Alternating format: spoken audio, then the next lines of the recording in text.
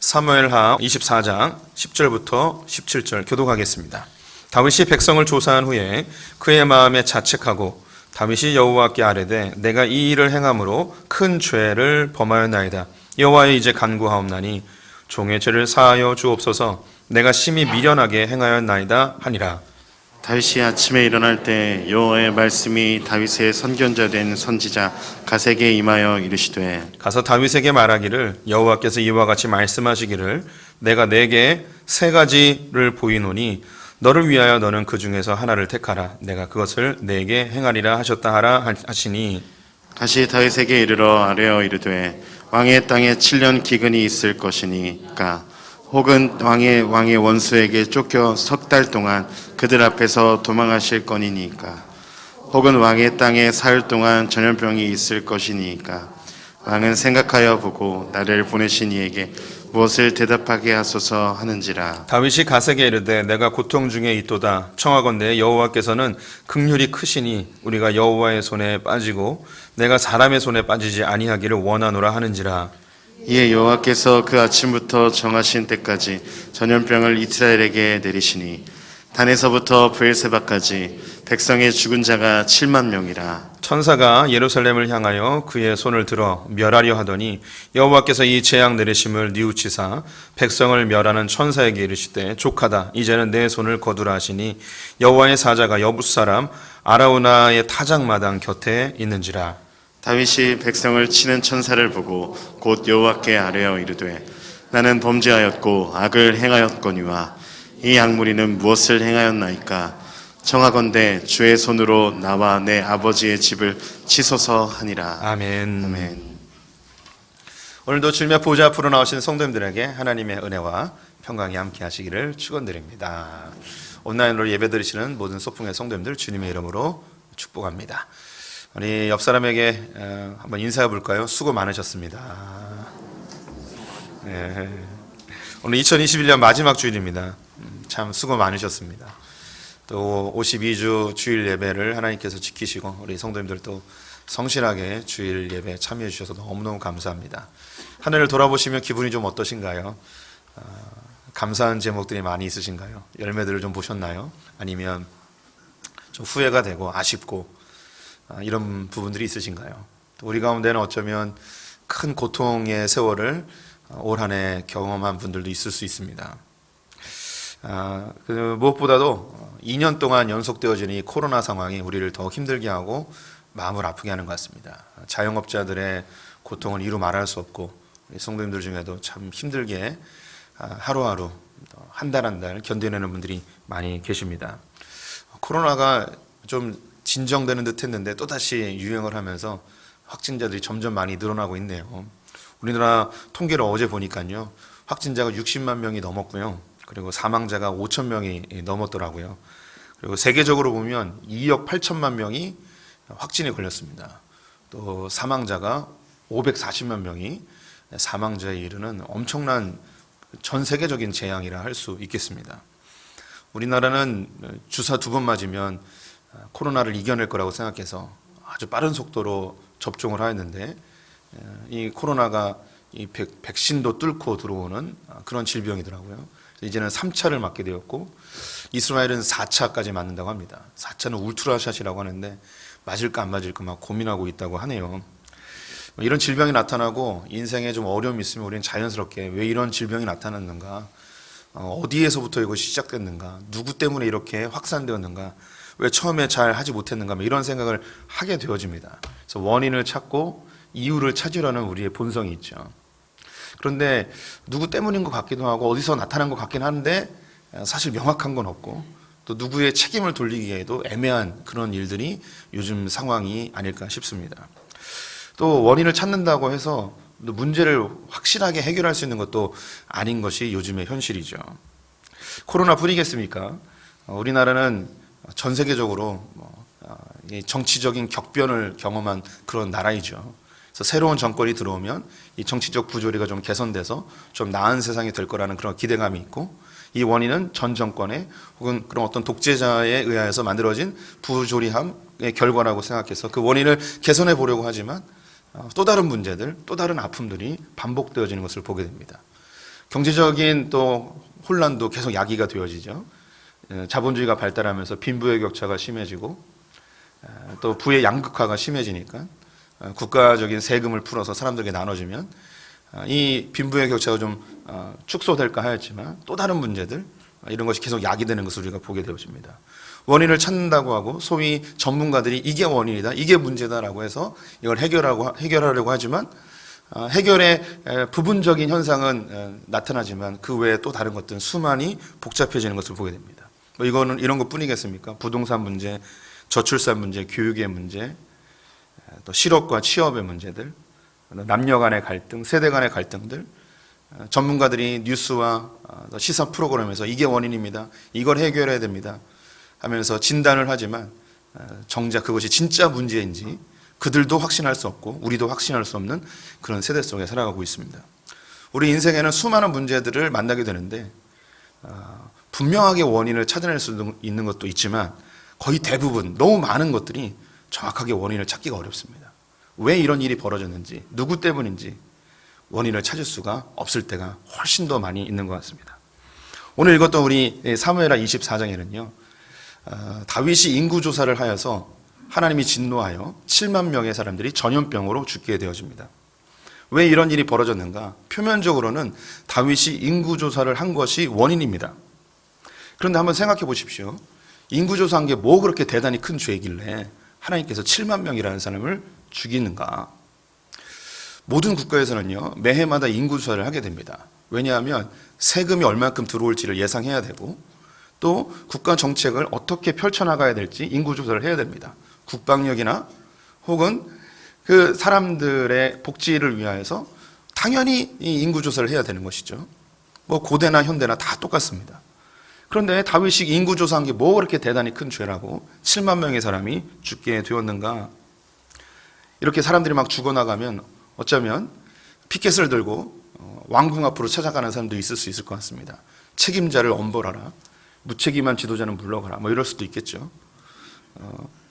누군가에게 탓을 돌리고 또 왕인 다윗의 책임이라고 호소하며 탄식하는 그런 사람들도 있을 수 있을 것 같아요. 그럼 진짜 원인이 다윗의 인구조사인가? 성경을 자세히 보면 그게 아니었어요. 오늘 읽지 않았는데 1절 말씀을 한번 같이 읽어보도록 하겠습니다. 여호와께서 다시 이스라엘을 향하여 진노하사 그들을 치시려고 다윗을 격동시키사 가서 이스라엘과 유다의 인구를 조사하라 하신지라. 네, 24장을 보면 24장 1절을 보면 여호와께서 다시 이스라엘을 향하여 진노하사 그들을 치시려고. 표면적으로는 다윗의 인구조사가 전염병의 원인이었습니다.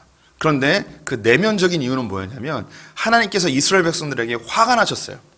진노하기로 결정하셨어요. 이놈들을 좀 심판해야겠다는 생각이 드신 거예요. 그런데 이 이스라엘 백성들이 어떤 죄를 졌는지는 언급하고 있지 않습니다. 원인이 뭔지 공개하고 있지 않아요. 우리 오늘 읽었던 이 사무엘하 24장은 다윗의 이야기 중에서 가장 마지막에 위치해 있습니다. 만약에 영화를 본다면 우리 성도님들 혹시 요즘 영화는 쿠키 영상이라는 게 있어요. 맨 마지막에 그 본 이야기와 관계없이 보여주는 한 장면들이 있습니다. 다윗의 이야기를 영화로 만든다면 사무엘에 의해서 기름 붓는 장면으로 다윗의 영화가 시작되어질 것입니다. 그리고 솔로몬에게 성전을 지으라 이야기하며 부탁하며 생을 마감하는 것으로 다윗의 영화가 맞춰지겠죠. 그런데 영화가 다 끝났는데 크레딧이 올라가는데 쿠키 영상이 딱 나오는 거예요. 이 영상이 바로 24장이에요. 이 24장에 끼어든 이유는 뭐냐면 다윗의 인생 가운데 그의 인생의 여정 속에서 이 이야기를 끼워 넣기는 애매하지만 다윗의 인생 속에서 우리에게 하나님께서 꼭 알려주고 싶은 정말 중요한 한 장면을 여기다 끼워 넣으셨어요.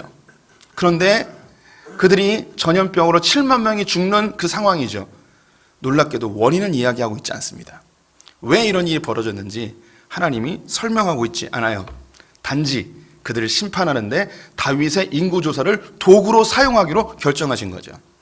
이 본문을 보면 우리 성도님들이 하나님에 대해서 오해하기 딱 좋은 구절이에요. 다윗을 격동시키사. 하나님이 이스라엘 백성들을 심판하기 위해서 다윗의 마음을 격동시켜서 인구조사를 하게 한 거죠. 근데 다윗의 죄가 아니고 결국 누가 죄 짓는 거냐면 하나님이 죄 짓는 거죠. 다윗은 아무 책임이 없는 것처럼 보여지는 거죠. 이게 이제 하나님이 일하시는 방법을 우리 성도님들이 좀 아셔야 되는데 일부 예배 때 설명했더니 잘 이해하지 못하는 분들도 있더라고요. 나중에 기회가 되면 더 자세하게 이 부분을 설명하겠습니다. 하나님은 일하시는 방법이 두 가지가 있으세요. 하나는 자귀의 하나님, 두 번째는 부자귀의 하나님. 말이 좀 어렵죠? 자귀는 무슨 일을 하셔서 하나님의 일을 하시는 거고요. 부자귀는 아무것도 안 하셔서 일을 하시는 거예요. 사람을 죽일 때 두 가지의 방법으로 죽일 수가 있어요. 첫 번째는 내가 흉기나 무기를 가지고 사람을 죽이는 거죠. 이게 자귀예요. 일을 해서 뭔가 행동을 해서 사람을 죽이는 거예요. 부자귀는 아무것도 안 해서 죽게 하는 거죠. 사람이 물에 빠져가고 있어요. 내가 도울 수 있어요. 충분히 건져낼 수 있죠. 그런데 내가 아무것도 하지 않아서요. 그 사람이 죽었어요. 그러면 이 사람을 죽인 게 누구냐면 내가 되는 거예요. 하나님은요, 자기 백성들을 심판하실 때에 부자귀로 하나님께서 일하실 때가 있습니다. 사람의 마음은 워낙에 죄악되어져요. 다윗의 마음속에 나라를 통일하고 이 나라의 백성이 얼만큼 되는지 계산하고 싶은 그런 교만한 마음, 자랑하고 싶은 마음이 들었던 것 같아요. 하나님께서 여기서 자귀, 하나님이 일을 하시면 그 마음을 꾹 눌러버리시면 돼요. 못하게 하시면 되고 하나님이 기적을 일으키시거나 혹은 선지자를 보내서 그거 절대 하지 마라고 지적하실 수 있어요. 그런데 하나님이 아무것도 하지 않으셨어요. 그래서 다윗으로 범죄하게 하셨고 이것을 명목 삼아 이스라엘 백성들을 심판하기로 하셨습니다. 요압이라는 군대 장관이 임금님 인군 조사하지 마십시오. 어차피 전쟁 같은 거 나면 사람들 다 계산해야 되니까 굳이 하실 필요 없습니다 라고 만류를 하였지만 그의 마음속에 인구조사하고 싶은 마음이 격동되어져서 인구조사를 하게 되어졌습니다. 이것은 표면적인 이유였고요. 진짜 이유는 하나님께서 이스라엘 백성들을 심판하기로 결정하셨다는 것이죠. 그런데 그 이유가 언급되어 있지 않습니다. 왜 이런 일을 하셨는지 언급되어 있지 않아요. 우리의 인생에는요, 이처럼 현상은 나타나는데 이유를 알 수 없는 게 많이 있습니다. 내 인생 가운데 해석되지 아니하고 원인을 찾을 수 없는 일들이 수없이 많이 있죠. 대표적인 예를 들자면 내가 왜 이렇게 태어났는지 이유를 알 수가 없어요. 뭐 잘생기게 태어나신 분들은 부모님께 감사할 수 있겠지만 원하지 않는 형태로 태어나신 분들, 무질서하게 태어나신 분들은 좀 마음이 어렵죠. 엄마 아빠 날 왜 이렇게 태어나게 하셨어요? 엄마 아빠가 그렇게 만들고 싶어서 만들었나요? 이유를 찾을 수가 없는 거예요. 어떤 분들은 막 기도하고 주님 앞에 작정하고 했는데 아이가 불편하게 태어나는 경우도 있어요. 어떻게 이유를 찾을 수 있겠습니까? 이유를 찾을 수가 없어요. 나는 왜 이런 가정에서 태어났는가? 수많이 건강한 가정, 수많은 부유한 가정이 있는데 왜 나는 이런 집에서 태어나서 이렇게 힘들게 살아야 되는가? 원인을 알 수 없는 거예요. 내가 왜 그 사고를 당했는가? 어떤 음주운전자나 혹은 악한 마음을 품은 어떤 범죄자가 나에게 이런 사고를 일으킬 수도 있어요. 그런데 왜 하필이면 그게 나냔 말이죠. 내 앞에 사람도 있고 뒤에 사람도 있는데 왜 하필이면 나에게 이런 일이 벌어졌는가? 내가 뭘 그렇게 잘못했길래 이유를 찾을 수가 없는 거예요. 내가 왜 회사에서 잘려야 되는가? 나처럼 열심히 일하는 사람이 얼마나 많은데 저 사람은 나보다 훨씬 성과도 적고 회사에 대해서 충성도도 적은데 왜 내가 잘려야 되는가? 이유를 알 수가 없어요.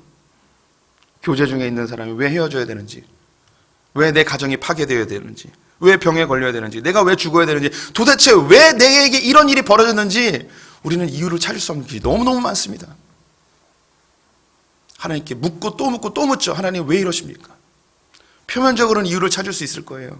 그 사람이 잘못해서, 그 사람이 폭행을 가해서, 그 사람이 범죄하여서 표면적인 이유를 찾을 수 있겠지만 그것이 우리의 삶에 해답이 되지 않아요. 하나님 도대체 왜 그러십니까? 라고 묻는 본질적인 질문들이 우리는 너무너무 많습니다. 해답은 명확하지 않는. 그래서 더 답답하죠. 요한복음 9장을 보게 되어지면 예수님께서 제자들과 함께 예루살렘을 가게 됐는데 거기서 구걸하고 있는 날 때부터 앞을 보지 못하는 사람이 있었어요. 그래서 제자들이 예수님께 묻습니다. 예수님, 이 사람이 태어날 때부터 앞을 보지 못했는데 우리 율법적으로 생각하면 악을 행하면 형벌을 받게 되어 있습니다. 이 사람이 이렇게 앞을 보지 못하는 건 분명히 죄가 있기 때문에 이렇게 앞을 보지 못합니다. 그런데 이 사람은 태어날 때부터 앞을 보지 못하였으니 부모님의 죄 때문에 앞을 보지 못하는 겁니까? 아니면 저 사람의 본인의 죄 때문에 이렇게 앞을 보지 못하는 겁니까? 이유가 무엇입니까? 우리는 어떤 악한 현상이나 어려움이나 고통이나 시련을 만나게 되면 원인을 찾죠. 누구 때문입니까? 이유가 뭡니까? 그런데 그 이유를 정확하게 알 수 없는 것들이 너무 많아요. 그때 예수님께서 제자들에게 이렇게 대답을 하십니다. 요한복음 9장 3절 말씀 같이 읽어보겠습니다. 예수께서 대답하시되 이 사람이나 그 부모의 죄로 인한 것이 아니라 그에게서 하나님이 하시는 일을 나타내고자 하심이라. 세상은요, 인과 응보를 따집니다. 원인이 있으면 결과가 있다고 생각을 해요. 앞을 보지 못했다면 원인이 있다는 거예요. 고통을 겪었다면 원인이 있다는 거죠. 우리는 이 세상을 살고 있기 때문에, 물질의 세계를 살고 있기 때문에 원인을 자꾸 찾으려고 그래요. 그런데 하나님은요, 원인을 알 수 없는 것도 있다는 거예요. 너무 복잡한 인간관계 속에서 말로 다 할 수 없는, 죄의 영향력 속에 있는 이 세상에서 원인을 찾을 수 없는, 내가 해석할 수 없는 수많은 일들이 일어날 수 있다는 거죠. 그런데 그 원인은 몰라도 분명한 목적은 있다는 거예요. 그 일을 통해서 하나님께서 일하신다는 거죠. 세상은요, 원인을 자꾸 찾으려고 그래요. 과거 지향적으로 가죠. 제가 이제 상담이나 심리학이 필요 없다는 건 아니에요. 그런데 많은 경우 상담학과 심리학이 오랜 기간 동안 우리의 삶에 나타난 어려움과 상처와 아픔의 원인을 자꾸 과거에서 찾아요. 부모님을 잘못 만나서, 부모님이 양육을 잘못해서, 부모님으로부터 상처를 받아서, 학교 다닐 때 선생님에게 혹은 같은 연령의 또래로부터 상처를 받아서, 혹은 사회에서 이 사회적 구조적인 탓에 의하여 이런 상처를 받았다고 자꾸 과거 지향적으로 흐르는 경향이 매우 큽니다. 그리고 남을 탓하죠. 그런데 성경은, 우리의 복음은 절대 과거에 매이지 않습니다. 하나님께서 우리의 시각을 미래로 향하게 하죠. 네 원인을 찾을 수 없어. 분명한 원인이 있을 수 있지만 많은 경우는 그 이유를 찾을 수 없고, 찾았다 할지라도 해결이 안 돼. 그런데 이 문제를 가지고 하나님께서는 널 위하여 놀라운 일을 하실 계획이 있단다. 하나님 우리의 시각을 미래로 향하게 하시죠.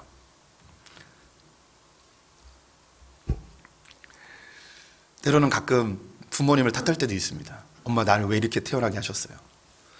엄마도 그렇게 태어나게 하고 싶지 않았어요. 엄마, 나한테 왜 그러셨어요? 왜 그렇게 나에게 상처를 주셨어요? 아니에요. 엄마도 잘 키워보고 싶었어. 다른 사람 못지않게 멋지게 키워보고 싶었는데, 근데 원하지 않는데 그런 상처가 된 거예요. 나는 잘하고 사랑해서 최선으로 다했는데 그게 상처로 다가가니 나는 어떻게 하란 말이에요. 부모 탓, 학교 탓, 사회 탓, 제도 탓. 우리는 수많은 공공의 적을 만들어서 우리의 이 원한 섞인 아픔을 누구에게 쏟아부으려고 하는 속성을 갖고 있는 것 같습니다. 이런 상황 속에서 다윗은 어떻게 행동했을까요? 7만 명이 죽어가고 있습니다. 자기가 인구조사를 한 다음에 이런 일이 벌어졌어요. 갓선지제를 통하여서 세 가지의 선택 중에서 한 가지를 고르라 했는데 그것이 백성들의 7만 명의 죽음으로 치닫게 되었습니다. 얼마나 마음이 아팠겠습니까? 국가적 지도자들이 자신들이 잘못 선택한 정책과 그런 법률로 인해서 수많은 부작용이 나타나고 고통당하는 사람들이 나타날 때가 있어요. 그럼 우리 성도님들이 보셨죠? 우리가 수십 년 동안 정치인들을 봐왔습니다. 국가 지도자들을 봐왔죠. 그들 가운데 그 누가 나의 잘못입니다. 내가 선택을 잘못했습니까? 이렇게 자기에 대하여 책임을 돌리는 사람은 우리는 거의 보지 못했습니다. 다윗도 그럴 수 있습니다. 자기의 권위가 흔들릴 수 있는 그런 위기의 상황이죠. 전염병을 잘 관리하지 못한 보건복지부 장관을 경질할 수 있습니다. 질병본부장을 징계할 수 있습니다. 나는 잘 선택했는데 밑에 있는 직원들이, 부하들이 잘 못했다고 그들에게 탓을 돌리고, 혹은 백성들이 당신들이 위생관리를 잘못해서 이렇게 전염병이 창궐하게 된 것이니 당신들이 위생관리를 좀 잘하십시오. 마스크를 쓰십시오. 손소독을 하십시오. 주사를 맞으십시오. 이렇게 이야기할 수 있겠죠. 근데 오늘 본문은 그런 지도자가 아니라 좀 다른 지도자가 우리에게 나타납니다. 이유를 알 수 없고 원인을 찾을 수 없는 전염병으로 인해서 고통을 당하고 있는데 7만 명이 죽어가고 있는데, 이때에 다윗이 선택한 방법은 무엇인가? 17절 말씀이 있습니다. 같이 읽어볼까요? 다윗이 백성을 치는 천사를 보고 곧 여호와께 아뢰어 이르되 나는 범죄하였고 악을 행하였거니와 이 약무리는 무엇을 행하였나이까? 청하건대 주의 손으로 나와 내 아버지의 집을 치소서 하니라. 오늘 본문과 똑같은 장면이 역대기에도 나오는데요. 역대기는 좀 더 자세하게 설명을 해주고 있습니다. 여호와의 사자가 유대 땅 전역에서 전염병이 창궐하면서 심판을 하면서 예루살렘까지 오게 되었습니다. 여호와의 사자가 예루살렘을 다 내려다 보이는 오르난의 타작마당, 오늘 본문에 아우라나가라고 되어 있는데 오르난의 타작마당에 서 있습니다. 예루살렘을 심판하려 합니다. 환상 가운데 이 다윗이 여호와의 사자를 발견합니다. 장로들과 함께 그 오르난의 타작마당으로 달려가서 예루살렘을 심판하려 하는 그 여호와의 사자 앞에 다윗이 서게 됩니다. 그러면서 이 기도를 하는 거예요. 하나님, 내가 잘못했습니다. 내가 잘못했습니다. 이 징계를 백성들에게 돌리지 마시고 나에게 돌리십시오. 나의 가족에게 돌리십시오. 이것을 중복이다라고 이야기하죠. 백성들이 분명히 잘못했어요. 성경에 나와 있진 않지만, 그 죄목이 나와 있지 않지만 하나님의 그 진노를 유발시킬 수 있는 엄청난 죄악들을 이스라엘 백성들이 범하고 있습니다. 표면적으로는 다윗이 정책을 잘못 선택하여서 이런 현상이 일어났지만 자기의 죄로 여기고 백성들의 죄를 나의 죄로 여기고, 주님, 내가 책임지겠습니다. 나를 징계해 주십시오. 더 이상 내 백성을 고통스럽게 하지 마십시오. 백성들과 하나님의 심판 앞에 그 중간에 서서 중보자의 역할을 하게 되어지죠. 그러자 여호와 사자가 이 문제를 해결할 수 있는 방법을 알려줘요. 여기다가 제단을 쌓고 예배를 드리래요. 즉각 다윗은 제단을 쌓고 짐승을 데려와 하나님 앞에 번제와 화목제를 드립니다. 그러자 하나님께서 그 제단에 불을 내리시고 다윗에게 이렇게 선포해 주십니다. 25절 말씀 같이 읽어보겠습니다. 그곳에서 여호와를 위하여 제단을 쌓고 범죄와 화목제를 드렸더니 이에 여호와께서 그 땅을 위한 기도를 들으심에 이스라엘에게 내리는 재앙이 그쳤더라. 이스라엘에게 내리는 재앙이 그쳤더라. 다윗의 삶은 우리의 신앙적 모델입니다.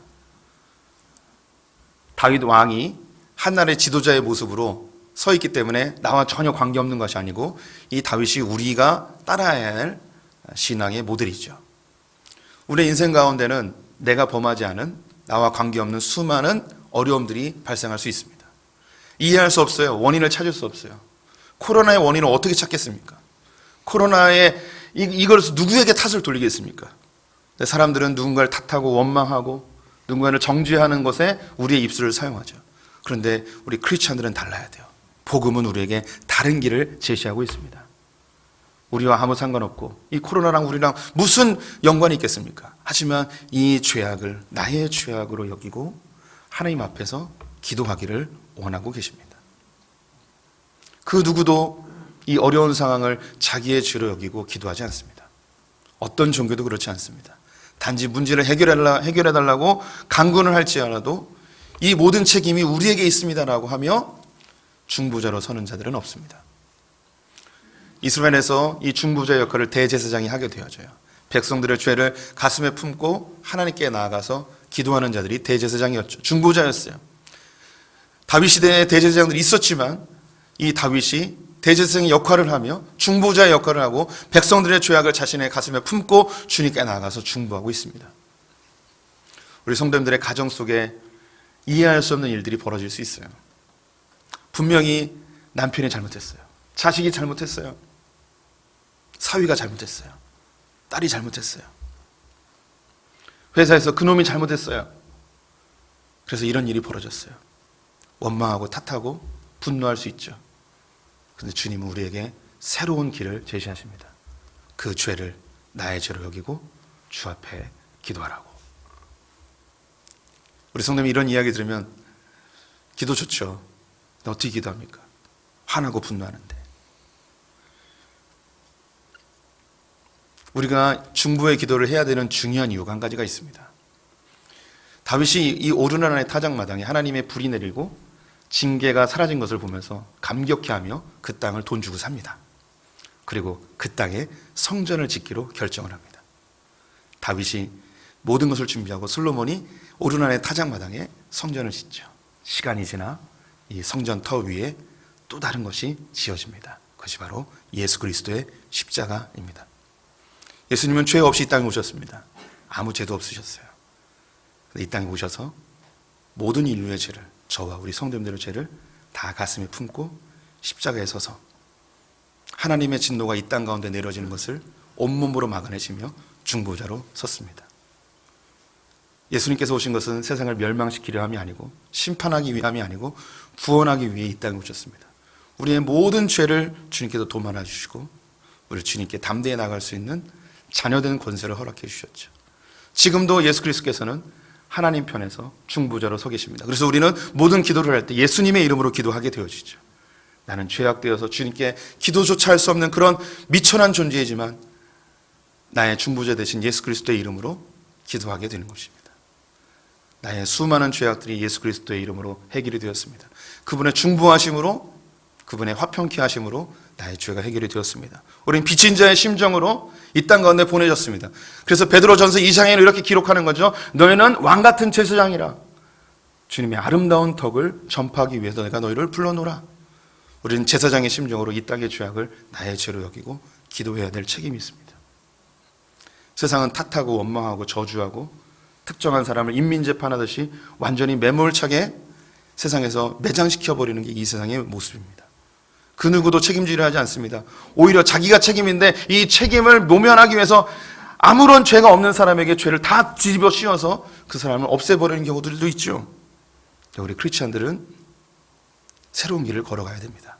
다윗이 걸었던 그 길, 예수님이 걸었던 그 길, 중보의 삶을 우리 성도님들 사셔야 될 것입니다. 올 한 해를 마무리합니다. 어쩌면 원인을 알 수 없는 수많은 고통들을 성도님이 겪고 있을 수 있습니다. 원인을 찾아서 복수하고 싶은 마음도 있고 빨리 문제의 원인을 찾아서 해결하고 싶은 마음도 있죠. 근데 잘 찾아지지 않아요. 그럼 이제 우리 성도님이 무엇을 해야 됩니까? 이 문제를 주님께 가지고 나와서 주님께서 일하시도록, 주님께서 이 문제를 통해서 영광을 드러내시도록, 주님의 살아계심을 드러내시도록 우리가 기도해야 될 때가 아닐까 싶습니다. 우리 함께 찬양할까요?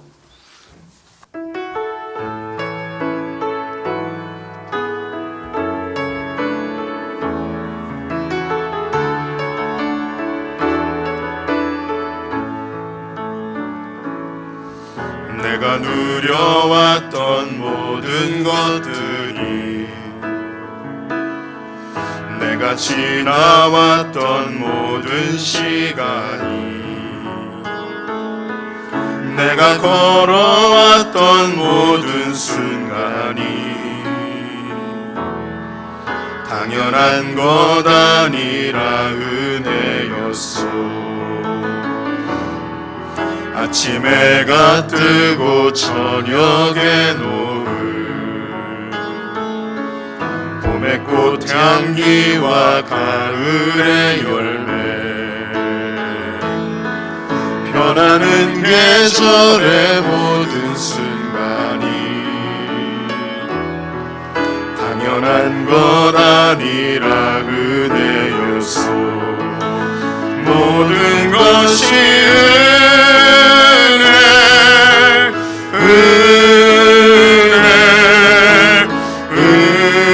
은혜, 한없는 은혜. 내 삶에 당연한 것 하나도 없었던 것을 모든 것이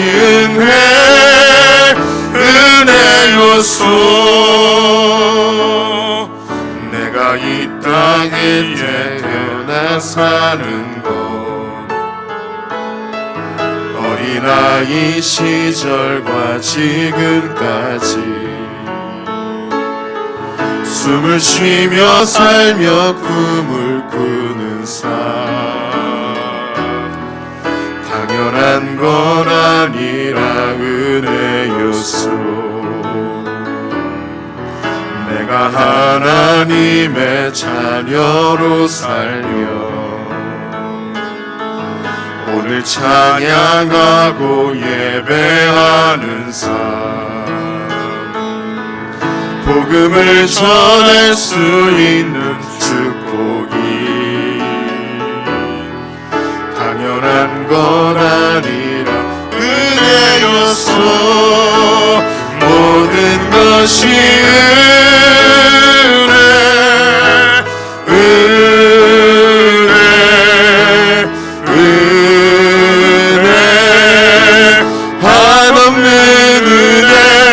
삶에 당연한 것 하나도 없었던 것을 모든 모든 것이 은혜였소. 모든 것이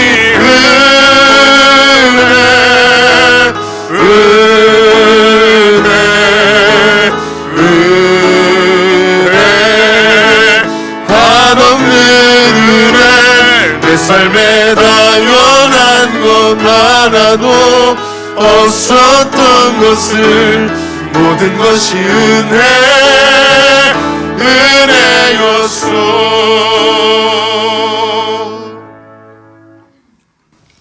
하나님, 우리의 삶에 이해할 수 없는, 원인을 찾을 수 없는 수많은 아픔과 어려움들이 연속되어집니다.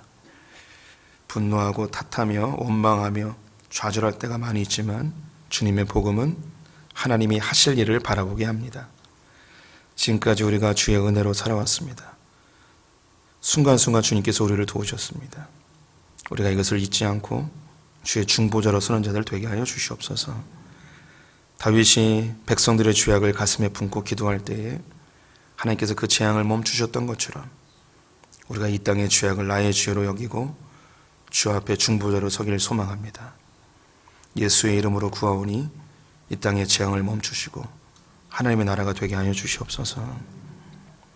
지금은 우리 주 예수 그리스도의 은혜와 하나님 아버지 무한하신 사랑과 성령의 교통하심이 이 땅을 살리는 중보자로 서기를 원하는 소풍의 모든 성도들과 우리의 자녀들, 저 북에 있는 형제자매들, 열방의 선교사님들 지금부터 영원토록 함께 있을지어다.